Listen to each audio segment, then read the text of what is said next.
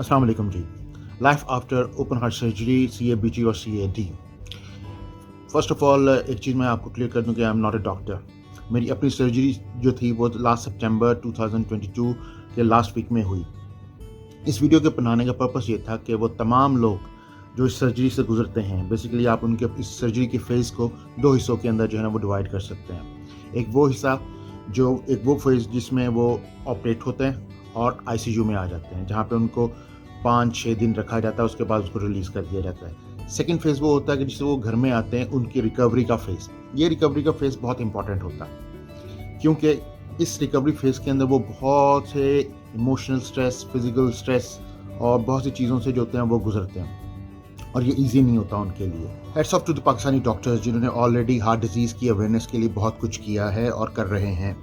इस पूरे सिनेरियो के अंदर जो मुझे मिसिंग पार्ट लगा वो ये था कि जब एक पेशेंट का रिकवरी फेज स्टार्ट होता है, उससे रिलेटेड इन्फॉर्मेशन या डिस्कशन बहुत कम शेयर की गई है। इसलिए कि इस पूरी सर्जरी का जो सर्वाइवर होता है वही इंसान होता है जो इस रिकवरी फेज को प्रॉपरली मैनेज कर पाता है। सितंबर 22 लास्ट वीक में मेरी जो थी वो सर्जरी हुई। 15th ऑफ नवंबर को मेरा फाइनल जो था वो चेकअप वगैरह हुआ, डॉक्टर ने किया और दे हैव अलाउड के मैं अब फ्लाई कर सकता हूँ, और 1 दिसंबर को मैं अपनी जॉब बैरून मुल्क वापस आ गया। So I have tried find out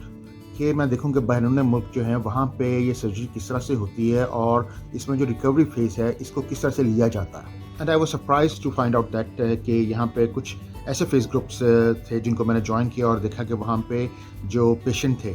चाहे वो ओपन हार्ट सर्जरी के थे, CABG और CAD के, उन्होंने अपनी जो थी वो सर्वाइवल स्टोरीज जो थी वो शेयर की हुई थी, अपनी जो हार्डशिप थी वो शेयर की हुई थी। और मुझे लगा कि अगर मुझे ये पहले पता लग जाता या मैं इनको पहले ज्वाइन कर लेता तो मैं अपना रिकवरी जो पीरियड था, रिकवरी फेज़ जो था उसको और इम्प्रूव जो था वो कर सकता था। एक चीज़ जो मैंने रियलाइज़ की वो ये थी कि इन फेसबुक ग्रुप्स के ऊपर जितने भी लोग कनेक्टेड थे और जिन जिन लोगों ने अपनी जो थी स्टोरीज़ को शेयर किया हुआ था वो 45-50 प्लस की एज के थे। जबकि पाकिस्तान के अंदर जब मैं हॉस्पिटलाइज था तो मैंने देखा कि मेरे जितने भी लोग हैं, मेजॉरिटी लोगों की जो थी वो यंग वंस की थी, यानी 30 से 35 साल की एज के थे, जो कि बहुत ज़्यादा एक अलार्मिंग साइन भी है। देखिए, यूँ तो वजूहात बहुत सी हैं, लेकिन 2 मेन वजूहात हैं जिसकी वजह से इंसान जो होता है वो बीपी का पहले पेशेंट बनता है, फिर हाइपरटेंशन का, उसके बाद एंजियोप्लास्टी, एंजियोग्राफी की तक नौबत पहुँचती, स्टंट्स तक नौबत पहुँचती है और फाइनली फिर ओपन हार्ट सर्जरी की तरफ चला जाता है इंसान। वो 2 जो वजूहात हैं वो ये हैं, एक है कैल्सिफिकेशन और दूसरी है स्टिफनेस ऑफ मसल्स।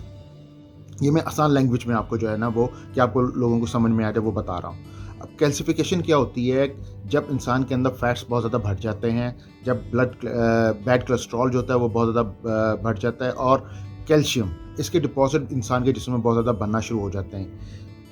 असल में जो विटामिन डी है इसकी डेफिशिएंसी जो होती है वो कंट्रोल नहीं कर पाती आपके फैट्स को, आपके बैड कोलेस्ट्रॉल को, और डिज़ोल्व नहीं करती कैल्शियम को। जब ये तीनों चीज़ें मिलती हैं और डिपॉजिट होना शुरू हो जाती हैं तो वो क्लॉगिंग स्टार्ट कर देती हैं। अब ये क्लॉगिंग जो है आपके किडनी की तरफ भी बढ़ सकती है, आपके लंग्स की तरफ बढ़ सकती है, आपके हार्ट की तरफ बढ़ सकती है। अब एक बहुत मशहूर सी मीथ है जो पूरे पाकिस्तान के अंदर बहुत ज़्यादा मशहूर हुई हुई है कि जो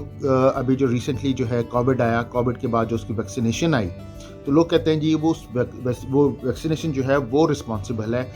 हार्ट अटैक और इस तरह के डिजीज़ वगैरह की, जबकि ऐसा नहीं है। इसलिए हम बड़ी आसानी से जो होता है ब्लेम जो होता है वो इस वक्त वैक्सीनेशन को दे देते हैं, लेकिन ये नहीं सोचते कि इस वक्त जो 2 नंबरी चल रही है, जो 2 नंबर दूध मार्केट के अंदर केमिकल वाला आया हुआ है, जबकि जो चाय है उसके अंदर छिलके चनों के डाले जाते हैं, और जो है लाल मिर्च इसके अंदर ईंटों का बुरा जो होता है लाल रंग का वो उसके अंदर एडअप किया जाता है, और इस तरह की और बहुत सी चीज़ें जिसकी वजह से जो ना कहीं भी पाकिस्तान में आप चले जाएँ आपको ओरिजिनल चीज़ कहीं भी नहीं मिलेगी। वो तमाम चीज़ें जो है ना इस वक्त जो है रिजल्ट दे रही हैं कि लोग जो है वो किडनी की प्रॉब्लम्स के अंदर, लंग्स की प्रॉब्लम के अंदर, हार्ट की प्रॉब्लम के अंदर जो है ना वो मुब्तला हो रहे हैं।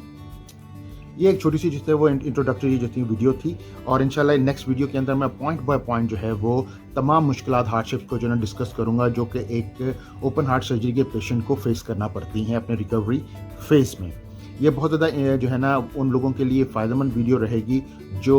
ओपन हार्ट सर्जरी करवाने जा रहे हैं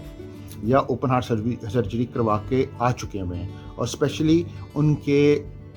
जो है ना घर वालों के लिए, उनके स्पाउसेस के लिए, کہ کس طرح سے مینیج کرنا ہے، کسے ہینڈل کرنا ہے، وہ کون سی مشکلیں جو آ سکتی ہیں ان کو کس طرح سے فیس کرنا ہے، کون سی مشکلات ہیں جو آپ گھر میں بیٹھ کے جو ہے نا اس کو ریزالو کر سکتے ہیں، کون سی مشکلات ایسی ہوں گی جس کے لیے آپ کو ڈاکٹر کو کال کرنا پڑے گی، ڈاکٹر سے کنسلٹ کرنا پڑے گا، کون سی یہ نارمل ایسی چیزیں ہیں، مشکلیں جو اس کو آنی ہی آنی ہیں اور اس نے اس کو فیس کرنا ہی کرنا ہے۔